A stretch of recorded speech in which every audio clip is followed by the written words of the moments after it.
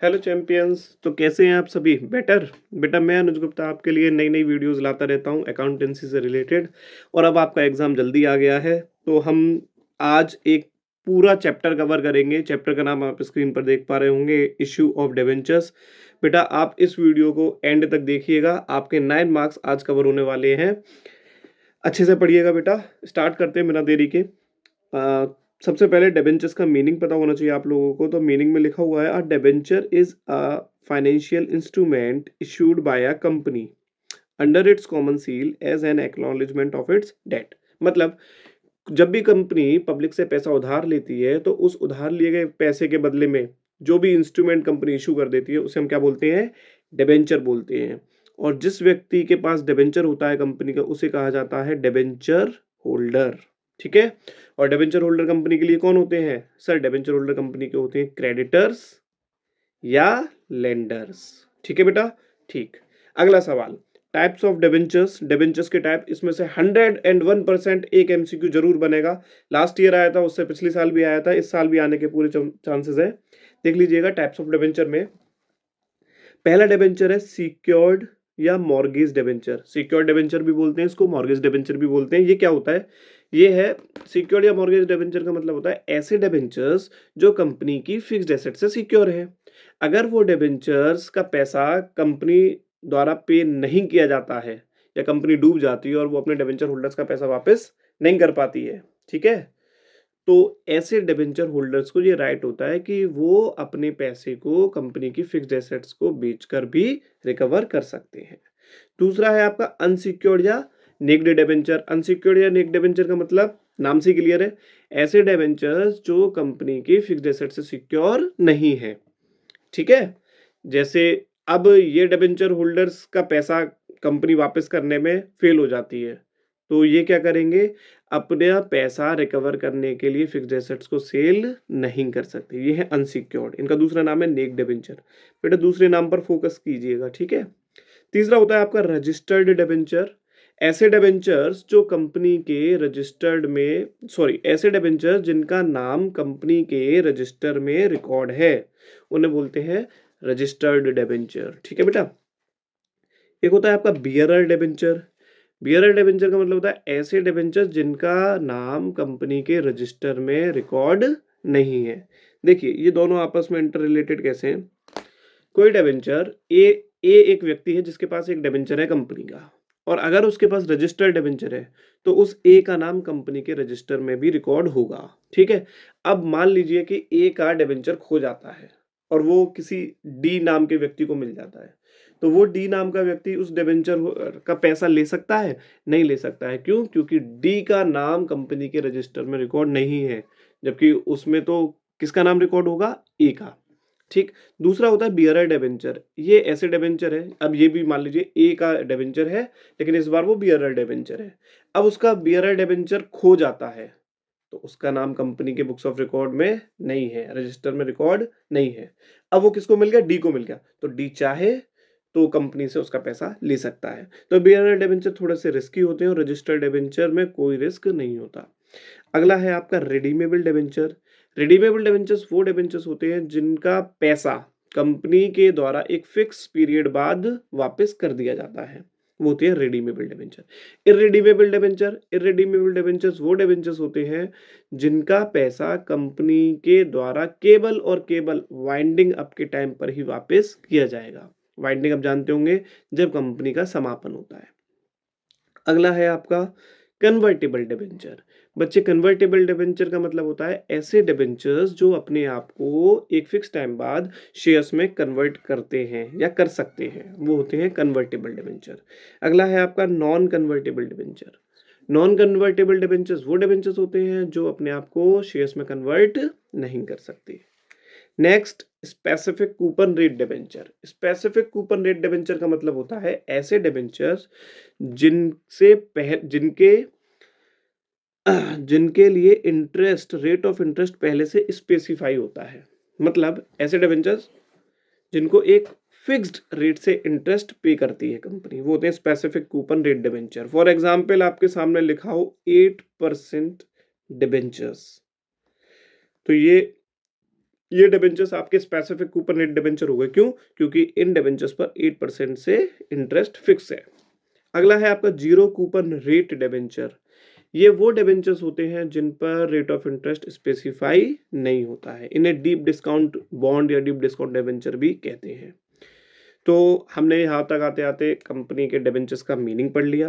Company के debentures क्या होते हैं? कंपनी द्वारा लिए गए लोन के बदले में इशू किया गया कोई इंस्ट्रूमेंट, ठीक है। और जो डिबेंचर्स कैरी करते हैं उनको डिबेंचर होल्डर बोला जाता है, और डिबेंचर होल्डर कंपनी के लिए क्या होते हैं? लेंडर्स या क्रेडिटर्स। दूसरा हमने टाइप्स ऑफ डिबेंचर पढ़ लिए बेटा, ये 10 टाइप्स के डिबेंचर थे, इसमें से जरूर एक एमसीक्यू बन सकता है, आप इतना देख लीजिए। तीसरा, अब जब कंपनी डिबेंचर इशू करती है तो वो डिबेंचर किस किस पर्पज से इशू कर सकती है? तो पहला नाम है, डिबेंचर इशू किए जाते हैं कैश, कैश के लिए, मतलब कंपनी द्वारा पब्लिक से पैसा लिया जाता है और बदले में उनको डिबेंचर दिए जा सकते हैं, ठीक है। दूसरा दूसरा कंपनी जो डिबेंचर इशू करती है वो कैश के अलावा किसी और चीज को खरीदने के लिए भी डिबेंचर इशू कर सकती है, उसे बोलते हैं purchase consideration other than cash.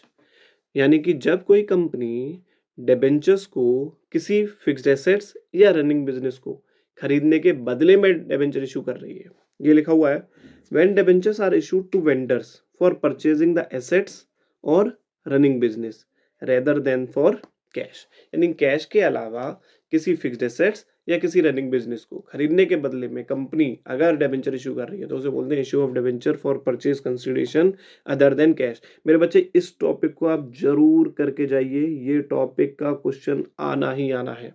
Shares में भी ये टॉपिक है और डिबेंचर्स में भी ये टॉपिक है, चाहे शेयर से आ जाए या डिबेंचर से आ जाए, टॉपिक सेम है, एंट्री सेम बनती है। मैं आपको यही समझा देता हूँ। देखिए बेटा, परचेज कंसिडरेशन में क्या होता है, कंपनी सबसे पहले फिक्स्ड एसेट्स खरीदेगी या रनिंग बिजनेस पर खरीदेगी, तो फिक्स्ड एसेट्स को खरीदने की एंट्री होती है fixed asset account debit to vendor, जिससे खरीदा, ठीक है। ये तो हो गया बीइंग रनिंग बिजनेस परचेज्ड। अब कंपनी जिनसे बिजनेस खरीदा गया है या सॉरी जिससे एसेट्स खरीदी गई हैं, तो उन्हें कंपनी पेमेंट करेगी, यानी वेंडर्स। तो वेंडर्स को पेमेंट करने की एंट्री होती है वेंडर्स डेबिट, क्या होती है बेटा? वेंडर्स डेबिट टू, अब जो वो पेमेंट में दे रही है, अगर बेटा पेमेंट में शेयर दिए जा रहे हैं तो यहाँ लिख देंगे टू शेयर कैपिटल, अगर पेमेंट में डिबेंचर्स दिए जा रहे हैं तो यहाँ लिख देंगे टू डिबेंचर्स, और अगर पेमेंट में चेक दिया जा रहा है तो यहाँ लिख देंगे टू बैंक, ठीक है। समझ गए बेटा जी।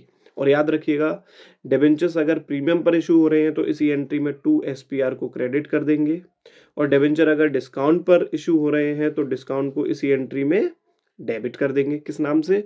Discount on issue of debenture के नाम से, ठीक है मेरे बच्चे जी। तो ये टॉपिक आप जरूर कर लीजिएगा, सिंपल टॉपिक है।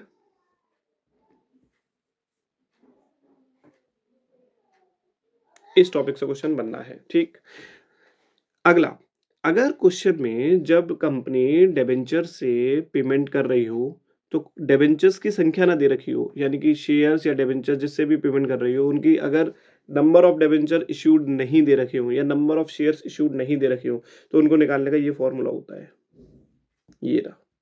नंबर ऑफ डिबेंचर के केस में फॉर्मूला है परचेज कंसिडरेशन। परचेज कंसिडरेशन का मतलब होता है जितने रुपए में बिजनेस खरीदा या एसेट खरीदी, लेस अमाउंट पेड, यहाँ पर अमाउंट पेड को लेस कर देते हैं, लेस अमाउंट पेड।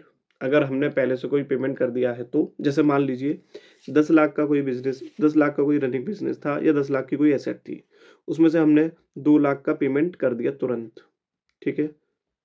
तो अब ये आपका ये हो गया परचेज कंसिडरेशन, ये हो गया अमाउंट पेड, ठीक है। अपॉन फेस वैल्यू डिबेंचर की जो भी face value, suppose that debenture 100 रुपए का है, अगर प्रीमियम पर इशू किया गया है तो जोड़ दीजिएगा और डिस्काउंट पर इशू किया गया है तो लेस कर दीजिएगा फेस वैल्यू में से, ठीक है। जैसे सपोज दैट फेस वैल्यू पर प्रीमियम मतलब प्रीमियम पर इशू किए गए हैं तो प्रीमियम को ऐड कर देना, 10% मतलब 10 रुपये मान लिया मैंने, और अगर डिस्काउंट पर इशू किए गए हैं तो डिस्काउंट को क्या कर देंगे, बोलो बेटे? डिस्काउंट को कर देंगे सर लेस, ठीक, और डिवाइड दे देंगे, नंबर ऑफ डिबेंचर ऐसे निकल आएंगे, ठीक है जी सर। आगे आगे हमारा, हाँ तो आप परचेज कंसिडरेशन का टॉपिक कर लीजिए, ठीक है। आगे हमारा कोलेटरल सिक्योरिटी। कोलेटरल सिक्योरिटी का मतलब क्या होता है समझिएगा।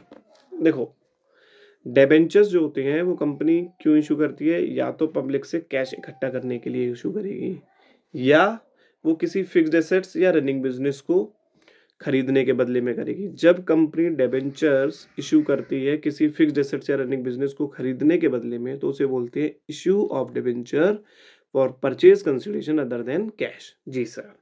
अब आगे की बात यह है कि जब कंपनी किसी बैंक से या किसी फाइनेंशियल इंस्टीट्यूशन से लोन लेती है, कंपनी को लोन की ज़रूरत हो सकती है और पैसे की ज़रूरत हो सकती है, तो वो क्या करेगी, किसी बैंक से या किसी फाइनेंशियल इंस्टीट्यूशन से लोन लेगी और लोन लेने के बदले में वो अपनी फिक्स्ड एसेट्स को क्या रखेगी, गिरवी रखेगी, है ना, सिक्योरिटी के रूप में गिरवी रखेगी। गिरवी रखने के बाद भी उसे उतना लोन नहीं मिल रहा जितने की उसको नीड है, तो भाई वो क्या करती है, वो अपने डिबेंचर, मतलब जो फिक्स्ड एसेट्स गिरवी रख रखी है उसके अलावा जब वो डिबेंचर्स भी इशू कर देती है, यानी गिरवी रख देती है, तो इसे बोला जाता है issue of debenture as collateral. Meaning लिखा हुआ है, देखिएगा बेटा। This occurs when a company issues debenture as secondary or subsidiary security in addition to the primary securities for a bank loan। मतलब क्या है कि जब कंपनी बैंक से लोन लेती है, लोन टेकन किया, तो उसके बदले में कंपनी रखती है अपनी प्राइमरी सिक्योरिटी, ठीक है, गिरवी, जिन्हें हम फिक्स्ड एसेट्स भी कहते हैं। वो फिक्स्ड एसेट्स को गिरवी रखती है। फिक्स्ड एसेट्स के साथ साथ या फिक्स्ड एसेट्स के अलावा जब वो सेकेंडरी सिक्योरिटीज, जिसे हम सब्सिडरी सिक्योरिटीज भी बोलते हैं, सेकेंडरी या सब्सिडरी सिक्योरिटीज के रूप में क्या इशू कर दे, डिबेंचर्स इशू कर दे, ठीक है, तो उसे क्या बोलते हैं, debenture issue as collateral security. समझ गए बेटा? जी सर। अब इस केस में क्या एंट्रीज होती हैं, तो बेटा इस केस में केवल 2 एंट्री बनती हैं, आप वो भी याद रखिएगा। जब भी कोई कंपनी बैंक से लोन लेगी तो पहली एंट्री लोन लेने की बनेगी, और दूसरी एंट्री कंपनी अपने फिक्स्ड एसेट्स के अलावा जब अपने डिबेंचर्स को गिरवी रखेगी तो उसके लिए एक और एंट्री बनेगी। तो लोन लेने की एंट्री ये रही आपके सामने, bank account debit to bank loan account, being loan taken from bank. जी। और उसके बाद कंपनी क्या करेगी, डिबेंचर्स को सेकेंडरी सिक्योरिटी के रूप में गिरवी रखेगी, उसकी एंट्री बनेगी debenture suspense account debit to debenture account. Most important entry याद कर लीजिएगा, डिबेंचर को कोलेट्रल के रूप में इशू करने की एंट्री होती है debenture suspense account debit to debenture account, ठीक है। क्योंकि यहाँ पर जब हम डिबेंचर सस्पेंस डेबिट कर रहे हैं तो उसका रीजन ये है कि जब कंपनी डिबेंचर को गिरवी रख रही है तो कंपनी के पास से डिबेंचर तो जा रहे हैं, लेकिन कंपनी पास आ कुछ नहीं रहा। तो इसलिए अब डेबिट एंड क्रेडिट का रूल है भाई, डबल एंट्री सिस्टम क्या कहता है कि जो क्रेडिट है उसका एक अपोजिट में डेबिट होना चाहिए। तो डेबिट में तो हम, क्रेडिट में तो हमने डिबेंचर जा रहे हैं, डिबेंचर को क्रेडिट कर दिया। सर डेबिट में कोई चीज़ आ नहीं रही है, तो फिर किसका सहारा लें? जब कोई सहारा नहीं देगा तो डिबेंचर सस्पेंस, 11th में पढ़ा होगा हमने, ठीक है, सस्पेंस। तो मेरे बच्चे आप ये भी समझ गए होंगे, कोलेट्रल सिक्योरिटी, कोलेट्रल सिक्योरिटी भी पढ़ लीजिएगा। हो सकता है मैं आपको कोलेट्रल सिक्योरिटी पर जरूर एक वीडियो बना के प्रोवाइड कर दूं। बहुत सिंपल है, कुछ नहीं है, केवल 2 एंट्रीज हैं, याद कर लीजिए। पहली एंट्री लोन लेने की होती है और दूसरी एंट्री डिबेंचर्स को कोलेट्रल सिक्योरिटी के रूप में इश्यू करने की होती है, ठीक। अगला टॉपिक है हमारा, बहुत शानदार और बहुत इंपॉर्टेंट टॉपिक है इस साल के लिए, क्योंकि पूरी संभावना है कि इंटरेस्ट ऑन डिबेंचर क्वेश्चन में आ जाए इस बार, ठीक है। इजी बहुत है, क्यों?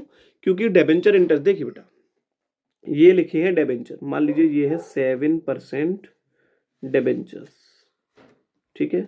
अब डिबेंचर्स कंपनी के लिए क्या है, डिबेंचर्स कंपनी के लिए लोन है, पब्लिक से लिया गया उधार पैसा लोन होता है, तो डिबेंचर्स कंपनी के लिए क्या है, डिबेंचर कंपनी के लिए लोन है, ठीक। अब अगर कंपनी ने लोन लिया पब्लिक से, तो क्या कंपनी पब्लिक को, तो बेटा लोन लिया है तो उस पर क्या इंटरेस्ट भी तो पे करनी पड़ेगी। जी सर, इंटरेस्ट पे करेगी। तो डिबेंचर से पहले जो परसेंटेज दिया होता है, आप देखिएगा क्वेश्चंस में हमेशा डिबेंचर से पहले एक रेट ऑफ परसेंटेज दिया होगा, तो उसको हम क्या बोलते हैं, उसको बोलते हैं हम इंटरेस्ट रेट, ठीक है। अब इस कंपनी को इंटरेस्ट, मतलब ये इंटरेस्ट कंपनी पे करेगी, किसको पे करेगी सर, डिबेंचर होल्डर्स को पे करेगी, ठीक है। जब कंपनी डिबेंचर होल्डर्स को इंटरेस्ट पे करती है तो इसकी बेसिकली 2 एंट्री बनती है, पहली इंटरेस्ट मनी ड्यू की और दूसरी इंटरेस्ट मनी पेड की, ठीक है। जी सर, याद रखिएगा अगर कंपनी ईयर में 2 बार इंटरेस्ट पे कर रही है, half yearly basis, half yearly basis पर, तो एक हाफ ईयर में 2 एंट्री और सेकंड हाफ ईयर में भी 2 एंट्री, मतलब जितनी बार इंटरेस्ट का पेमेंट किया जाएगा उतनी बार 2-2 एंट्री बनेंगी। एक बार में इंटरेस्ट पे करने की 2 एंट्री बनती हैं, पहली ड्यू की और दूसरी इंटरेस्ट पेड की। ठीक है? जी सर। अगर क्वेश्चन में एक बार इंटरेस्ट पे हो रही है तो 2 एंट्री, अगर क्वेश्चन में 2 बार इंटरेस्ट पे होगी तो 4 एंट्री। ठीक, समझ गए? ठीक। इंटरेस्ट ऑन डिबेंचर्स की एंट्री क्या बनती है? तो देखिए बेटा, स्क्रीन पर आप देख सकते हैं। इंटरेस्ट ड्यू की एंट्री होती है interest on debenture account debit to debenture holder. Interest on debenture क्यों डेबिट कर रहे हैं? क्योंकि कंपनी के लिए एक्सपेंस है ना, लॉस है ना, कंपनी पे करेगी, तो इसीलिए एक्सपेंसेस हमेशा डेबिट होते हैं। तो interest on debenture account debit, और किसको पे कर रहे हैं? To debenture holder. समझ गए मेरे बच्चे? जी सर। अगला, अब हम इंटरेस्ट जब हम पे करेंगे, ये तो हो गई ड्यू की एंट्री। ड्यू का मतलब है हम देंगे, किसको देंगे? डिबेंचर होल्डर्स को देंगे। अब एक्चुअल में दे दीजिए, किसको देंगे? डिबेंचर होल्डर्स को पे करेंगे, तो डिबेंचर होल्डर हो गए आपके रिसीवर, और रिसीवर को डेबिट करते हैं, तो डिबेंचर होल्डर डेबिट टू, बदले में दोगे क्या? पैसा, तो टू बैंक अकाउंट। दोनों एंट्रीज याद कर लीजिए, इंटरेस्ट ऑन डिबेंचर्स को ड्यू करने की, interest on debenture account debit to debenture holder, और इंटरेस्ट मनी पेड करने की, debenture holder debit to bank. अब at the end of the year आपके पास कोई भी लॉस या एक्सपेंस होता है तो आप क्या करते हैं? उसको ट्रांसफर कर देते हैं। कहाँ पे? जितने भी नॉमिनल नेचर के लॉस और एक्सपेंसेस क्या होते हैं? नॉमिनल नेचर के होते हैं, तो जितने भी नॉमिनल नेचर के अकाउंट होते हैं वो ट्रांसफर किए जाते हैं statement of P and L में। ठीक है? तो कहाँ ट्रांसफर कर देंगे? Statement of P and L में। ट्रांसफर करने का पैटर्न हमेशा याद रखिएगा, कोई भी लॉस या कोई भी एक्सपेंस अगर आप ट्रांसफर कर रहे हैं तो लॉस का बैलेंस क्या होता है सर? डेबिट। ट्रांसफर करेंगे तो वो चीज हो जाएगी खत्म, और खत्म कैसे होगी सर? अब ऑब्वियसली सर क्रेडिट करके। तो ट्रांसफर की एंट्री होगी statement of P and L account debit to interest on debenture account. समझ गए मेरे बच्चे? जी सर। तो ये था आपके लिए कुछ इंपॉर्टेंट टॉपिक, जिसमें से मैंने 3 टॉपिक आपको अभी कवर कराए। एक था परचेज कंसिडरेशन, जरूर करें। दूसरा कोलेटरल सिक्योरिटी, इसको देख लीजिए आप। कोलेटरल सिक्योरिटीज 2 एंट्रीज बनती है केवल।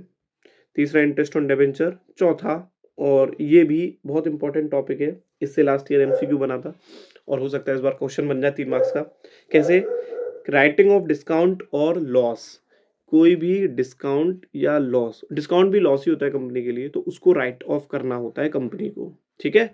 अब जब कंपनी अपने डिस्काउंट या लॉस को राइट ऑफ करती है तो राइट ऑफ करने के लिए एक प्रोसीजर है। क्या है वो प्रोसीजर? ये लिखा हुआ है, एनी डिस्काउंट और loss on the issue of debenture must be written off. कोई भी डिस्काउंट या लॉस है डिबेंचर्स के इश्यू के टाइम पर तो उसे रिटर्न ऑफ किया जाना चाहिए। फर्स्ट, पहले, किसमें से? Against the security premium reserve account. यानी कि अगर आपके पास मान लीजिए 1,00,000 रुपए का लॉस है तो इस लॉस को आप खत्म करेंगे, खत्म करने को बोलते हैं राइट ऑफ। अब राइट ऑफ किससे किया जाएगा सर? फायदे से। और फायदे में किसका सहारा पहले लिया जाएगा? Security premium reserve account. ध्यान से बेटा, कोई भी लॉस जब हम राइट ऑफ करेंगे तो सबसे पहले राइट ऑफ किया जाएगा एसपीआर से, मतलब प्रीमियम का यूज किया जाएगा। अब क्वेश्चन में लॉस राइट ऑफ करना है मुझको 1,00,000 रुपए का, लेकिन एसपीआर का बैलेंस अवेलेबल है मेरे पास 80,000। तो बताओ हम कितना रुपया राइट ऑफ कर लेंगे लॉस का? सर हम 80,000 तो कर सकते हैं क्योंकि एसपीआर में 80,000 पड़े हैं, लेकिन फिर भी लॉस कितना रह जाएगा यहाँ पर? सर लॉस रह जाएगा 20,000 का। अब ये 20,000 का लॉस कहाँ से राइट ऑफ करोगे? तो इसके लिए नियम क्या है कि कोई भी डिबेंचर पर डिस्काउंट या लॉस होगी तो पहले राइट ऑफ की जाएगी एसपीआर से, और अगर बच जाती है तो उसके बाद remaining balance is written against from statement of P and L से। समझ गए मेरे बच्चे? तो ये 20,000 रुपए कहाँ से राइट ऑफ किए जाएंगे? ये 20,000 रुपए राइट ऑफ किए जाएंगे lastly statement of P and L से। ठीक है? जी सर। ये थे इंपॉर्टेंट टॉपिक इस चैप्टर से जो कि एग्जाम में आ सकते हैं। एक टॉपिक और है जिसके लिए मैंने अलग से वीडियो बना दी है, उस टॉपिक का नाम है issue of debenture with terms of redemption. वो आप वहां से विजिट कर लीजिएगा उस वीडियो को, और उस वीडियो में जो आपको टॉपिक कराया गया है वो तो डेफिनेटली आना ही आना है। और बाकी, क्योंकि भाई देखिए 9 नंबर का चैप्टर है, अब इस 9 नंबर के चैप्टर में से एक तो हो गया टर्म्स ऑफ रिडेम्पशन, और बाकी के भी तो क्वेश्चन आएंगे ना, तो बाकी इस वीडियो में जितना आपको बताया जा रहा है इतना तैयार कर लीजिएगा, इससे आगे कुछ नहीं आएगा। ठीक है? अब मैंने हर वीडियो में आपको किसी भी टॉपिक को समझाने के लिए एक एग्जाम्पल लेते हैं जो लास्ट ईयर बोर्ड में आए हैं या उससे पहले किसी एग्जाम में आए होंगे। ठीक है, तो ऐसे ही क्वेश्चन एक और लिया गया है क्योंकि हम समझते हैं कि हमें क्वेश्चन से जल्दी समझ में आएंगी चीजें। तो देखिएगा बेटा, सबसे पहले ये समझ लीजिए कि डिबेंचर का जब भी हमें क्वेश्चन करना है तो उस क्वेश्चन को पहले ध्यान से पढ़ लेना कि क्वेश्चन में हमसे पूछा क्या गया है। ठीक है, इन्फॉर्मेशन बहुत सारी दी होती है क्वेश्चन में, डिबेंचर के क्वेश्चन में खासकर इन्फॉर्मेशन बहुत सारी दी होगी। अब उसको ध्यान से देखिए कि हमसे वो पूछ क्या रहे हैं। ठीक है जी, क्वेश्चन को देखते हैं। क्वेश्चन से पहले बता दूं मैं आपको, डिबेंचर इशू किए जाते हैं कैश के लिए, यानी कि पब्लिक से हम कैश इकट्ठा कर रहे हैं उसके लिए। डिबेंचर इशू किए जाते हैं कैश के अलावा किसी एसेट या रनिंग बिजनेस को खरीदने के लिए, या डिबेंचर इशू किए जा सकते हैं आपके एज अ कोलेटरल सिक्योरिटी, यानी बैंक से लोन लेने के बदले में। तो इस बात का ध्यान रखिएगा, अगर आप कैश के लिए डिबेंचर इशू करते हैं, कैश के लिए यानी कि पब्लिक से कैश ले रहे हैं, तो जैसे शेयर में एंट्री बनती थी वैसे ही डिबेंचर में बनती है। क्या एंट्री? पहले जैसे एप्लीकेशन मनी रिसीव की बनती है, फिर एप्लीकेशन मनी ट्रांसफर की बनती है, फिर allotment money due, allotment money transfer received. तो ये एंट्रीज आपको याद होनी चाहिए। हाँ, आप शेयर चैप्टर पढ़ चुके होंगे तो यहाँ तक एंट्री याद होंगी आपको। ठीक है, आइए बेटा स्टार्ट करते हैं क्वेश्चन। बहुत इंपॉर्टेंट क्वेश्चन है, जरूर कर लीजिए इसको। Pawan Hans limited issued on 1st July 2024 10,007% debentures of 100 each। Pawan Hans limited ने इशू किए 1 जुलाई 2024 को। डेट पर थोड़ा सा फोकस कीजिएगा। क्यों? क्योंकि आपकी ईयर स्टार्ट होती है 1 अप्रैल से, लेकिन यहाँ पर डिबेंचर इशू हो रहे हैं 1 जुलाई को। ठीक है सर, तो पवन हंस लिमिटेड ने 1 जुलाई 2024 को 10,000, नंबर ऑफ डिबेंचर्स कितने हैं? 10,000, 7% डिबेंचर। ये 7% क्या है? ये है सर रेट। किसका रेट है? Rate of interest. ठीक है जी सर, 7% डिबेंचर जिसकी फेस वैल्यू कितनी है? 100 ईच, 100 रुपए वाले, for subscription eight 10% premium. Pawan Hans limited ने 7% डिबेंचर्स 100 रुपए वाले 10,000 डिबेंचर 10% के प्रीमियम पर इशू किए फॉर सब्सक्रिप्शन, खरीदने के लिए। पेएबल, पेएबल मतलब देने थे। क्या देने थे? पैसे देने थे। कौन देता है? पब्लिक। कैसे देगी? पेएबल ₹40 ऑन एप्लीकेशन, एप्लीकेशन के साथ देने थे 40 रुपए, एंड बैलेंस ऑन अलॉटमेंट, और जो बचा वो देना था अलॉटमेंट पर।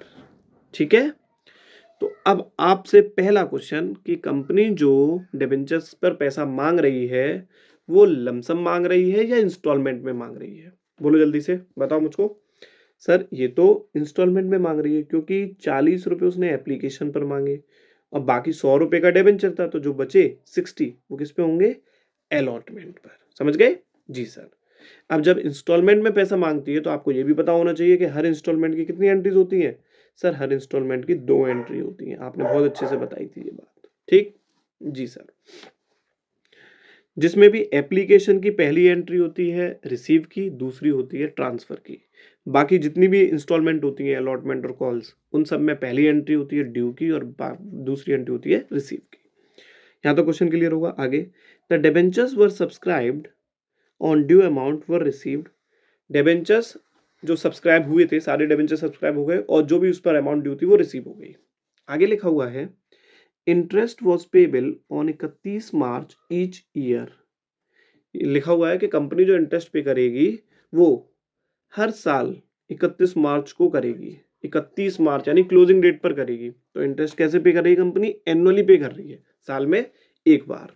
ठीक है जी, अभी अभी आपको थोड़ी देर पहले बताया था इंटरेस्ट के लिए कितनी एंट्री बनती है पे करने की? सर 2 बनती है, पहली ड्यू की और दूसरी रिसीव्ड की, सॉरी पेड की। पहली ड्यू की, इंटरेस्ट ड्यू की, और दूसरी पेड की। इंटरेस्ट तो पे करेगी ना कंपनी। जी सर। अब क्वेश्चन में क्या पूछा गया है? Pass the journal entry for issue of debenture. बेटा ध्यान से यही देखना है आपको कि क्वेश्चन में वो पूछ क्या रहे हैं। वो पूछ रहे हैं pass the journal entry for issue of debentures, issue of debenture से रिलेटेड एंट्री पूछ रहे हैं, and interest for the year ended 31 March 2025, interest की एंट्री पूछ रहे हैं, and transfer the interest to statement of P and L, और वो statement of P and L में इंटरेस्ट को ट्रांसफर करने की भी एंट्री पूछ रहे हैं। ठीक है, अब सबसे पहले आपको क्या करना है, इस क्वेश्चन को समराइज कर लेना है। कैसे? अपना वर्किंग नोट छोटा सा, इशूड डिबेंचर्स लिखो कितनी है, बोलो जल्दी से कितने issued debentures. Sir issued debentures हैं 10 लाख। 10 लाख नहीं सर, 10,000 डिबेंचर है। इशूड डिबेंचर्स कितने ये रहे 10,000, और उनकी फेस वैल्यू कितनी है सर 100। अब ये डिबेंचर्स किस पर इशू किए जा रहे हैं, पार पर, प्रीमियम पर या डिस्काउंट पर। आपको पता होना चाहिए डिबेंचर्स 3 प्राइस पर इशू हो सकते हैं, पार, प्रीमियम, डिस्काउंट। तो किस पर इशू किए जा रहे हैं, प्रीमियम पर। प्रीमियम दे रखा है बेटा 10%। मैं आपको यही एक चीज क्लियर कर दूं कि जो प्रीमियम होता है वो किस पर निकलता है, फेस वैल्यू पर। अब फेस वैल्यू है 100 रुपये, तो 100 रुपये का 10% कितना होगा, 10 रुपया। तो यहाँ पर अब प्रीमियम कितना आ जाएगा, 10। फेस वैल्यू थी 100 रुपए वाले डिबेंचर को 10 रुपए प्रीमियम, प्रीमियम का मतलब है ज्यादा, ज्यादा पर बेच रही है कंपनी, तो इसका मतलब है इश्यू प्राइस कितना बन गया, 110।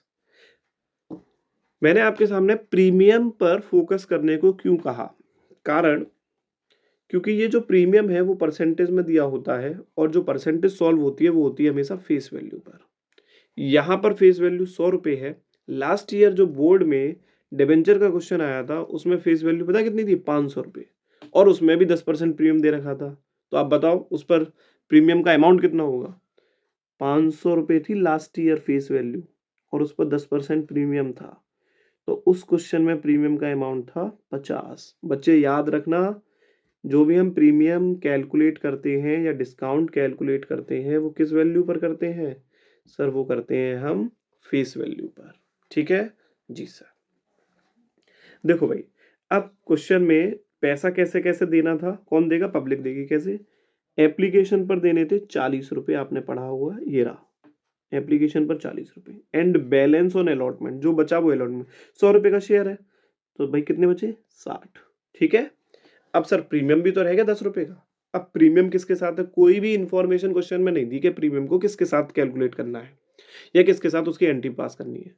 तो आपको याद होना चाहिए, शेयर वाले चैप्टर में हमने ये बात बहुत अच्छे से पढ़ी है कि जब प्रीमियम के लिए कोई भी इंफॉर्मेशन क्वेश्चन में ना दी हो कि प्रीमियम को किसके साथ मानना है, तो क्या मानते हैं सर, प्रीमियम को मानते हैं अलॉटमेंट के साथ। तो +10 प्रीमियम। ठीक है बच्चे जी सर। तो ये आपकी क्वेश्चन की समरी हो गई तैयार। अब सबसे पहले हम क्या करते हैं, क्वेश्चन में जो पूछा गया है उसके लिए एक एक करके एंट्री बनाते हैं। Pass the general entry for issue of debenture. Issue से रिलेटेड एंट्री बनाते हैं पहले। देखो, जब हम डिबेंचर्स को इशू करते हैं तो या तो कंपनी लमसम में पैसा मांगेगी या मांगेगी इंस्टॉलमेंट में। तो इंस्टॉलमेंट में मांग रही है क्वेश्चन में, और आपको बताया गया हर इंस्टॉलमेंट की कितनी एंट्री होती है, 2। हर इंस्टॉलमेंट की कितनी एंट्री होती है बेटा, 2। एप्लीकेशन की पहली एंट्री होती है रिसीव की, और दूसरी एंट्री होती है ट्रांसफर की। ऐसे ही अलॉटमेंट की पहली एंट्री होती है ड्यू की, और दूसरी एंट्री होती है रिसीव्ड की। तो आप सबसे पहले इशू ऑफ डिबेंचर की एंट्रीज बना लीजिए, ये चारों आपको आती होंगी क्योंकि आपने शेयर में ये एंट्री बहुत अच्छे से सीखी होंगी। शेयर जैसी ही एंट्री होती है, बस शेयर या शेयर कैपिटल की जगह पे डिबेंचर वर्ड का यूज कर दो। जैसे देखो, पहली एंट्री ये बनी हुई है आपके सामने, एंट्रीज हमने बना दी है, अमाउंट बता देंगे अभी। पहली एंट्री है एप्लीकेशन मनी रिसीव की, bank account debit to 7% debenture application account. ठीक है, वहां लिखते थे टू शेयर एप्लीकेशन, यहां लिखेंगे टू डिबेंचर एप्लीकेशन अकाउंट। ये तो हो गई एप्लीकेशन मनी रिसीव। उसके बाद 7% debenture application and allotment account debit to 7% debenture account. ठीक है, 7% debenture account being application money transferred. ठीक है मेरे बच्चे। अब इसमें देखो अमाउंट कैसे आएगी, अमाउंट डालने का अपना सेम पैटर्न रहेगा जैसे हमने शेयर में सीखा था वैसे ही। सबसे पहले बैंक के आगे लगाए एक ब्रैकेट, और देखें नंबर ऑफ डिबेंचर इशूड कितने हैं sir, number of debenture issued है 10,000। 10,000 डिबेंचर एप्लीकेशन कितने की रिसीव हुई थी आपको, एप्लीकेशन कितने की थी सर, 40 रुपए की। तो एप्लीकेशन पर कितना पैसा मिला होगा, ये मिला होगा 4 लाख। बताओ मेरे बच्चे, कोई दिक्कत यहाँ तक? नहीं सर, बिल्कुल नहीं। अब आगे आगे इस एप्लीकेशन मनी को आप ट्रांसफर करेंगे, ट्रांसफर की एंट्री ये रही। एप्लीकेशन मनी ट्रांसफर में अमाउंट डालने का सबसे सरल पैटर्न, भाई जितने से आपकी डिबेंचर एप्लीकेशन क्रेडिट है, ये देखो ये क्रेडिट कितने से, 4 लाख से, तो डेबिट भी कितने से होनी चाहिए, 4 लाख से। ठीक है, अब जब डेबिट में 4 लाख है तो क्रेडिट में भी कितने होने चाहिए, 4 लाख। बस सिंपल हो गई अमाउंट। इसके बाद अब अलॉटमेंट मनी ड्यू करेंगे। अलॉटमेंट मनी ड्यू करेंगे तो याद रखिएगा, भूल जाते हैं आप लोग, ध्यान रखिएगा अलॉटमेंट पर प्रीमियम भी है। और प्रीमियम को हमेशा किसके साथ बनाते हैं, मैं आपको यहाँ भी बता देता हूँ। प्रीमियम हमेशा या तो बनता है ड्यू वाली एंट्री के साथ या बनता है ट्रांसफर वाली एंट्री के साथ। ठीक है। अब अलॉटमेंट पर ड्यू और रिसीव होता है, तो बताओ किसके साथ बनेगा। सर अलॉटमेंट पर ड्यू होता है तो ड्यू के साथ बनेगा, क्योंकि प्रीमियम या तो ड्यू वाली एंट्री के साथ बनता है या बनता है ट्रांसफर वाली एंट्री के साथ। तो अलॉटमेंट मनी ड्यू करेंगे। अलॉटमेंट मनी ड्यू की एंट्री होती है 7% debenture allotment account debit to 7% debenture account to security premium. अब इसमें पैसा डालने का पैटर्न देखिए आप। सबसे पहले आप डिबेंचर के आगे एक ब्रैकेट लगाइए और प्रीमियम के आगे एक ब्रैकेट लगाइए। ठीक है जी। अब नंबर ऑफ डिबेंचर लिखो कितने हैं, क्वेश्चन में 10,000 डिबेंचर्स हैं, 10,000 डिबेंचर्स हैं। प्रीमियम में प्रीमियम से मल्टीप्लाई कर दो, प्रीमियम था 10 रुपए का, और जो बचा अलॉटमेंट में, अलॉटमेंट पर कितने रुपए थे सर, ये थे 60 रुपए। तो अलॉटमेंट में डिबेंचर से मल्टीप्लाई कर दो 60 रुपए, ये हो गया बेटा 6 लाख, ये हो गया आपका 1 लाख, और डेबिट में डाल देंगे टोटल। अरे डेबिट क्रेडिट इक्वल होता है ना, तो ये जो टोटल है क्रेडिट में वही डेबिट में आ जाएगा। ठीक, ये आपकी अलॉटमेंट मनी ड्यू हो गई। अब अलॉटमेंट मनी रिसीव करेंगे। रिसीव करेंगे तो देखो भाई, रिसीव का सबसे बढ़िया तरीका, जितने से अलॉटमेंट डेबिट है ये हो रही है आपकी, जितने से अलॉटमेंट डेबिट है उतने से आप उसको क्रेडिट कर दो। यानी कि 7 लाख से डेबिट है तो कितने से क्रेडिट कर दोगे सर, 7 लाख से। ठीक है, 7 लाख से डेबिट, 7 लाख से क्रेडिट। ये यहां तक आते आते आपकी कौन सी एंट्री बन गई, ये सर हमारी बन गई है इश्यू ऑफ डिबेंचर से रिलेटेड एंट्री बन गई है। ठीक, अब हमको क्या करना है, अब हमको बनानी है इंटरेस्ट की एंट्री। इंटरेस्ट की बनवा रहा है ना बेटा, डिबेंचर का क्वेश्चन आपको ऐसे ही करना है जैसे वो पूछ रहा है। पहले इशू की एंट्री बना ली, अब इंटरेस्ट की एंट्री बनानी है। तो इंटरेस्ट की एंट्री अगर हम बनाएंगे तो ये रही इंटरेस्ट की एंट्री। इंटरेस्ट की एंट्री अभी हमने याद कर ली थी। इंटरेस्ट की हमेशा 2 एंट्री बनती है, एक इंटरेस्ट मनी ड्यू की, दूसरा इंटरेस्ट मनी ट्रांसफर्ड की। इंटरेस्ट मनी ड्यू की एंट्री आपके सामने ये लिखी हुई है, क्या बनती है बताइए मेरे सामने, बताइए आप सभी बताइए। Interest on debenture account debit to debenture holder. Clear बच्चे, जी सर। और पेड की भी बना लीजिए, इंटरेस्ट मनी पेड की debenture holder debit to bank. इसका अमाउंट समझ लीजिए, बहुत अच्छे से समझाएंगे आपको। बस अमाउंट कैसा आएगा ये ध्यान से देखिएगा, मैं आपको बताता हूं। देखो भाई, डिबेंचर इंटरेस्ट को कैलकुलेट किया जाता है हमेशा डिबेंचर मनी से। किस पर, डिबेंचर मनी पर, टोटल डिबेंचर मनी। अब टोटल डिबेंचर मनी कैसे आती है वो देखिए आप। Total debenture money, total debenture money निकालने का तरीका है number of debentures into called up value. उस साल कंपनी ने कितना पैसा मांगा। तो भाई कंपनी के डिबेंचर की फेस वैल्यू थी 100 और कंपनी ने पूरा पैसा अलॉटमेंट तक मांग लिया, तो कितना मांगा होगा। ये इस तरीके से आती है बेटा आपकी टोटल डिबेंचर मनी। कितनी आ गई, ये आ गई ₹10 लाख। ये हमने क्यों कैलकुलेट की है, because interest on debenture is calculated on total debenture money. इस पर कैलकुलेट किया जाता है इंटरेस्ट ऑन डिबेंचर। तो सबसे पहले हमें टोटल डिबेंचर मनी पता चल गई, अब हम इंटरेस्ट निकाल लेंगे। इंटरेस्ट कितनी आएगी, तो इंटरेस्ट ऑन डिबेंचर्स 10 लाख रुपए का। ठीक है, 10 लाख रुपए का कितने % इंटरेस्ट है, ये था बेटा, ये देखो ये ध्यान से, है ना। जो डिबेंचर से पहले रेट लगा होता है वही होता है इंटरेस्ट रेट। तो कितने % है, 7%।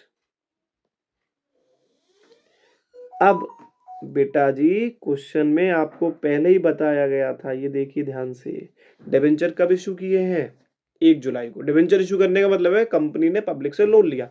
तो कंपनी ने पब्लिक से लोन कब लिया, 1 जुलाई को। जब 1 जुलाई को लोन लिया है तो कंपनी पब्लिक को इंटरेस्ट भी कब से देगी, 1 जुलाई से। क्लोजिंग डेट क्या है, मार्च 31। तो बताओ कितने महीने की इंटरेस्ट पे करेगी कंपनी इस साल। सर जुलाई, अगस्त, सितंबर, अक्टूबर, नवंबर, दिसंबर, जनवरी, फरवरी, मार्च। कितने मंथ हो गए सर, 9 मंथ हो गए। ठीक है जी सर। तो अगर हम इसको कैलकुलेट करें तो ये कितना आएगा, 10,70,000, 70,000 का 9/12 ये आ जाएगा आपका 52,500। ठीक है बच्चे? जी सर, ये आ गई इंटरेस्ट की अमाउंट। अब इस इंटरेस्ट को उठाइए, इंटरेस्ट के सामने लिख दीजिए। यहाँ हमने अमाउंट पहले ही एंट्री पहले ही बना रखी थी, ये आ गई 52,500 और डिबेंचर होल्डर में भी आ जाएगी 52,500। इंटरेस्ट ऑन डिबेंचर की अमाउंट कहाँ से आई सर? ऊपर वाले वर्किंग नोट से आई है। ठीक है, यहाँ से हमने कैलकुलेट करी है। ठीक है बच्चे? जी सर। अब इंटरेस्ट ऑन डिबेंचर आ गई और उसके बाद अब इसका पेमेंट भी कर दीजिए इतने से ही। देखिए कैसे, डिबेंचर होल्डर कितने से क्रेडिट है सर? 52,500 से, तो डेबिट भी 52,500 और तो यहाँ पर क्रेडिट भी 52,500। ये हो गई आपकी इंटरेस्ट ऑन डिबेंचर की एंट्री। बताओ बेटा, यहाँ तक कोई दिक्कत नहीं? अब उसके बाद जो इंटरेस्ट ऑन डिबेंचर है उसको हम कहाँ ट्रांसफर कर देते हैं? स्टेटमेंट ऑफ P&L में। तो देखो इस क्वेश्चन में लिखा हुआ भी है, and transfer the interest to statement of P&L। इसकी भी एंट्री क्वेश्चन में बनवाई है। ट्रांसफर की हमेशा एक ही एंट्री बनती है। देखो भाई, मैं आपको ट्रांसफर की एंट्री सिखा दूं एक बार। किसी भी चीज को हमें अगर ट्रांसफर करना है किसी दूसरे अकाउंट में, फॉर एग्जांपल यही वाला एग्जांपल लेते हैं कि इंटरेस्ट ऑन डिबेंचर को हमें ट्रांसफर करना है स्टेटमेंट ऑफ P&L में, तो जिस अकाउंट को भी ट्रांसफर कर रहे हैं उसका बैलेंस बता दो क्या है? Interest on debenture. Interest on debenture expense होता है, यानी कि इसका बैलेंस क्या है? डेबिट। अब डेबिट वाले आइटम को अगर हमको ट्रांसफर करना है, यानी कि उसको खत्म करना है, तो कैसे करेंगे? क्रेडिट करके, बस। तो इंटरेस्ट ऑन डिबेंचर हमेशा डेबिट होता है, ट्रांसफर के टाइम पे क्या हो जाएगा? क्रेडिट हो जाएगा। तो फिर डेबिट किसे करें? डेबिट करेंगे उसका नाम जहां पर उसको ट्रांसफर किया जा रहा है, यानी कि स्टेटमेंट ऑफ P&L। एंट्री तैयार? लाइक कर दो बेटा। तो अब यहाँ पर अमाउंट कितनी आएगी? तो कितनी इंटरेस्ट थी? 52,500, 52,500। ठीक है जी सर। यहां तक आते आते हमारा सभी क्वेश्चन के जितने भी पॉइंट क्वेश्चन में पूछे गए थे, देखिए इशू ऑफ डिबेंचर की एंट्री हमने बना दी, 4 बनी। इंटरेस्ट की एंट्री हमने बना दी, 2 बनी। और ट्रांसफर की एंट्री हमने बना दी, 1 बनी। टोटल 7 एंट्री है बेटा। ये क्वेश्चन ऐसा क्वेश्चन जो है वो 6 मार्क्स में आने की यार पूरी संभावनाएं रहती हैं इस क्वेश्चन की। और हो सकता है कि ये क्वेश्चन में केवल इंटरेस्ट पूछी जाए, इंटरेस्ट की एंट्री बनवाई जाए और ट्रांसफर की बनवाई जाए, तो ये 3 या 4 मार्क्स में आएगा। लेकिन इसके आने के पूरे पूरे चांसेस हैं इस साल। तो आप अच्छे से इसको पढ़ लीजिए। ठीक है मेरे बच्चे? जी सर। आगे ये है राइटिंग ऑफ डिस्काउंट और loss on issue of debenture. ये भी आपको पता होना चाहिए। जी सर। चलो इसको और कर लेते हैं एक बार। अभी अभी थोड़ी देर पहले बताया था, यहाँ देखिए स्क्रीन पर दिखा सकते हो हम आपको। ये राइटिंग ऑफ डिस्काउंट और loss on issue of debenture, यानी डिस्काउंट या loss on issue of debenture को जब हम राइट ऑफ करते हैं तो उसके लिए एक सीक्वेंस है। वो सीक्वेंस क्या है कि सबसे पहले पैसा राइट ऑफ किया जाता है, लॉस का जो भी पैसा होता है वो राइट ऑफ किया जाता है सिक्योरिटी प्रीमियम रिजर्व से हमेशा, और उसके बाद सहारा लिया जाता है स्टेटमेंट ऑफ P&L का। बस, मतलब 2 ही चीजों को यूज किया जाएगा, पहले SPR अगर क्वेश्चन में है तो स्टेटमेंट ऑफ P&L। ठीक है, इतना याद रखेंगे? जी सर। और इसके अलावा किसी भी चीज का यूज नहीं करते हैं राइट ऑफ करने में। अब इसको एक क्वेश्चन से समझते हैं बेटा। क्वेश्चन देखिएगा ध्यान से, एक इंपॉर्टेंट क्वेश्चन आपके लिए लिया गया है। आप समझ लीजिए इस बात को कि बेटा मैं जो क्वेश्चन सेलेक्ट कर रहा हूं वही टॉपिक के क्वेश्चन आपको मिलेंगे। आप अच्छे से बस इन टॉपिक को, इन क्वेश्चंस को कर लीजिए, वही बेस आएगा। कंसेप्ट क्लियर रखिए, चीजों पर संख्याएं बदल जाएंगी, तो संख्याएं तो आप जानते ही होंगे। खैर देखो क्वेश्चन ये है, Gladiators limited issued 10,000 8% debentures of 100 each. Gladiators limited ने 10,000 नंबर ऑफ डिबेंचर 10,000, 8% बेटा रेट ऑफ इंटरेस्ट है, ऑफ 100 ईच यानी फेस वैल्यू जिसकी 100 रुपए थी, एट अ डिस्काउंट ऑफ 5%, 5% की डिस्काउंट पर इशू किए।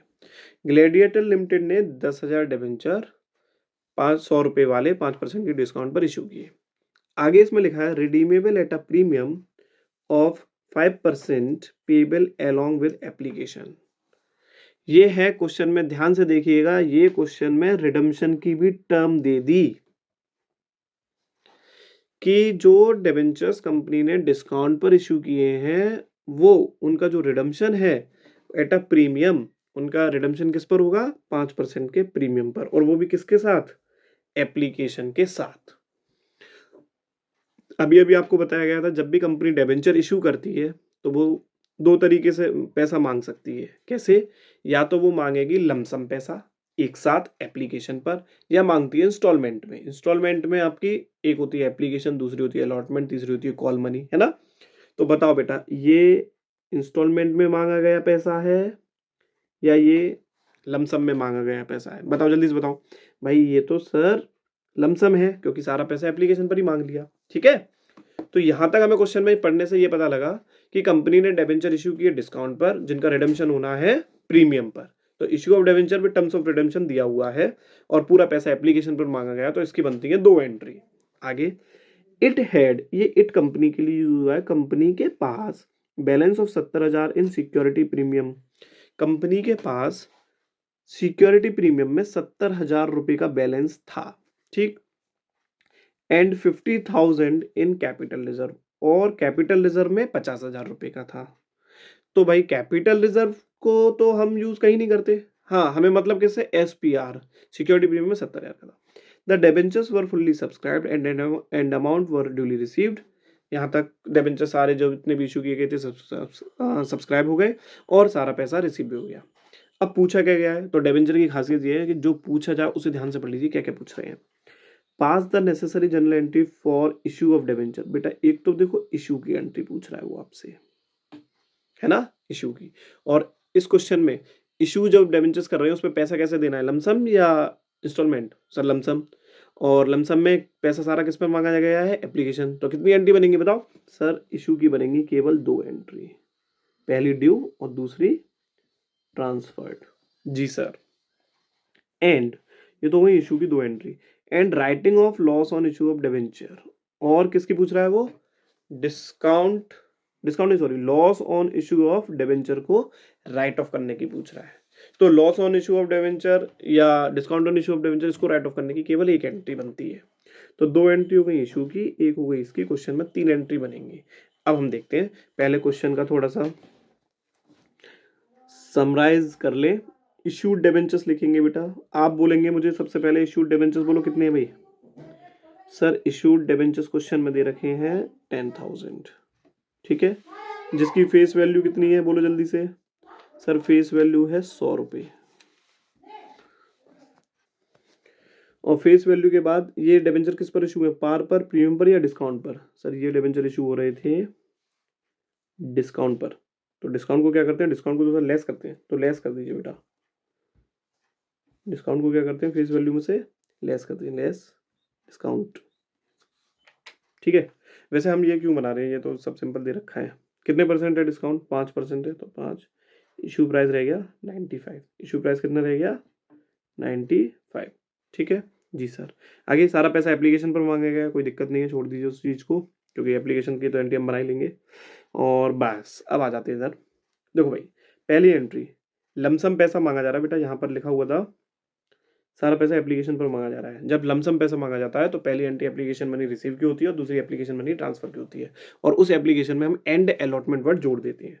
तो पहली एंट्री एप्लीकेशन मनी रिसीव की क्या बनेगी? Bank account debit to 8% debenture application and allotment account being application money transferred. ठीक है बेटा? जी सर। अब आपको क्या करना है? यहाँ पर लगाना है एक ब्रैकेट। ठीक है, चलो अमाउंट बाद में बता देंगे, पहले दूसरी भी एंट्री बना ले रहे हैं। जी sir. 8% debenture application and allotment being application में ट्रांसफर्ड, इसके बाद बनती है किसकी एंट्री? बोलो जल्दी से।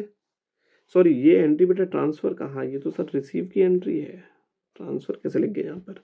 Being application money received. ठीक। हाँ, अब किसकी एंट्री बनेगी? अब बनेगी सर एप्लीकेशन मनी ट्रांसफर्ड की।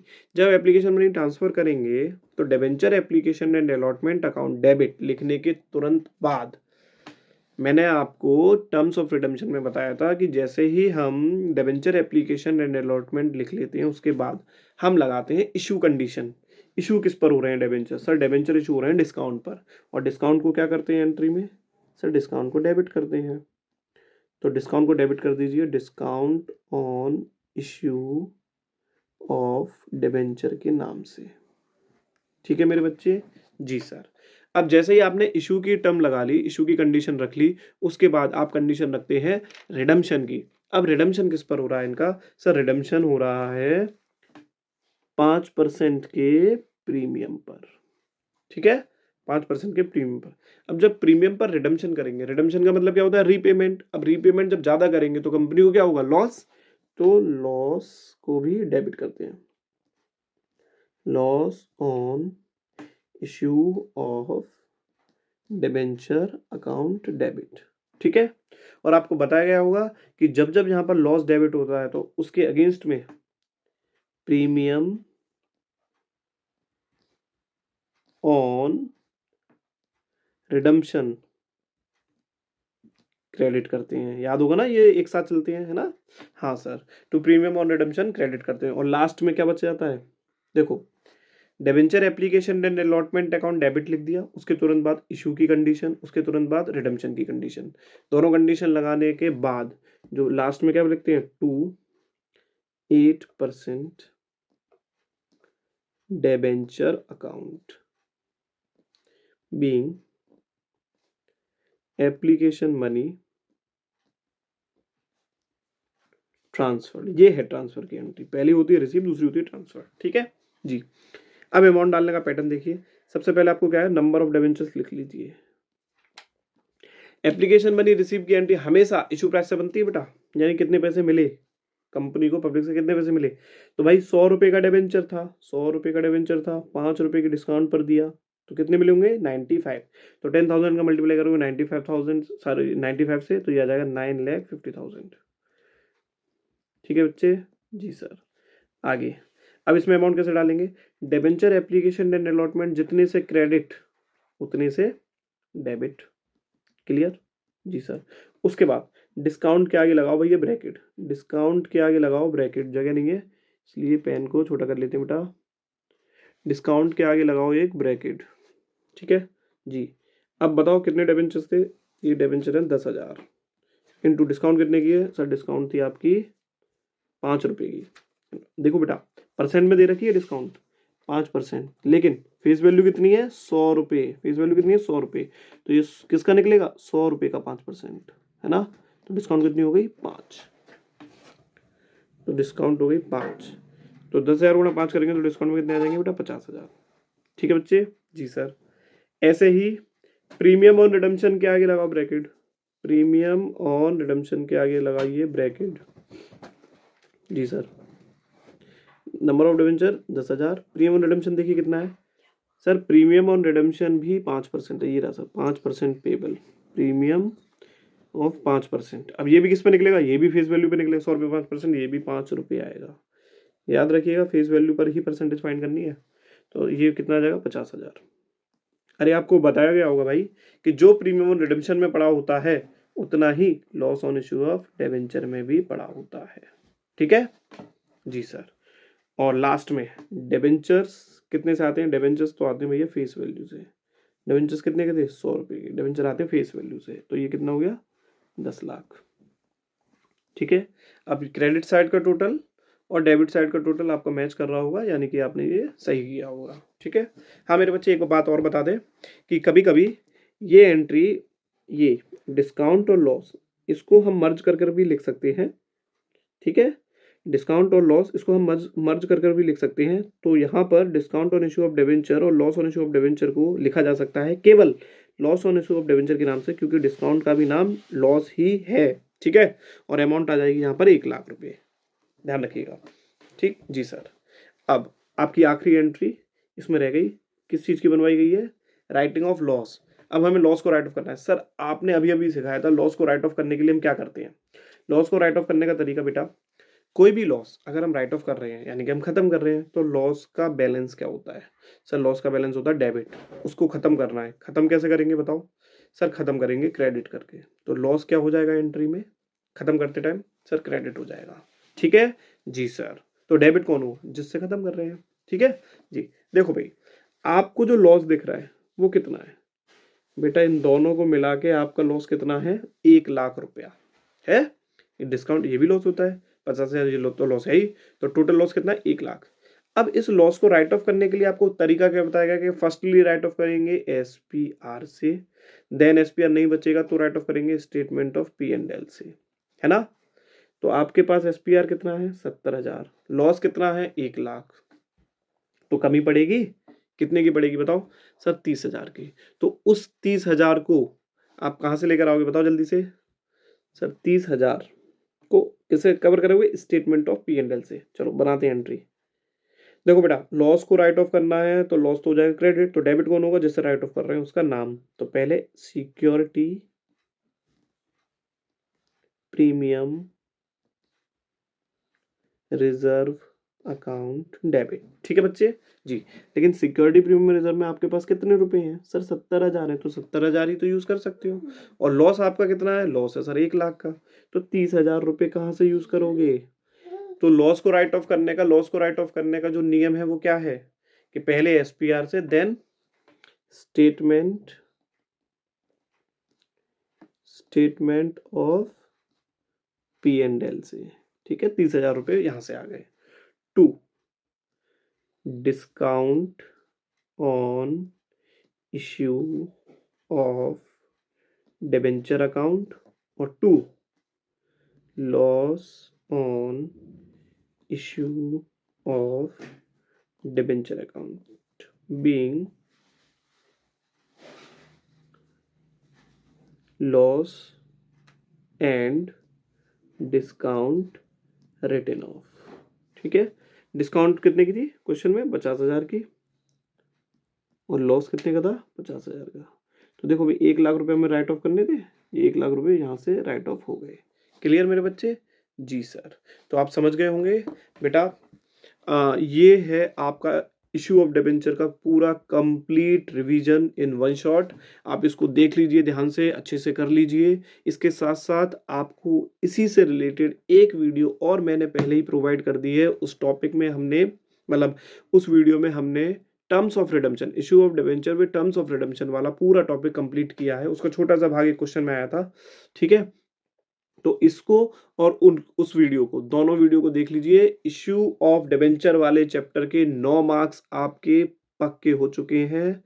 बस आप ध्यान से पढ़ लीजिए, इससे बाहर कुछ नहीं आने वाला है। सारे एमसीक्यू भी इतने ही इसी पर्टिकुलर इन बातों से बन जाएंगे और आपका न्यूमेरिकल भी इन्हीं से हो जाएंगे। क्लियर बेटे, तो प्लीज़ प्लीज़ प्लीज़ इनको पढ़िए।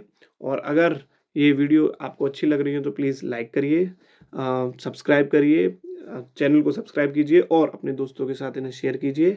Thank you so much, bye bye.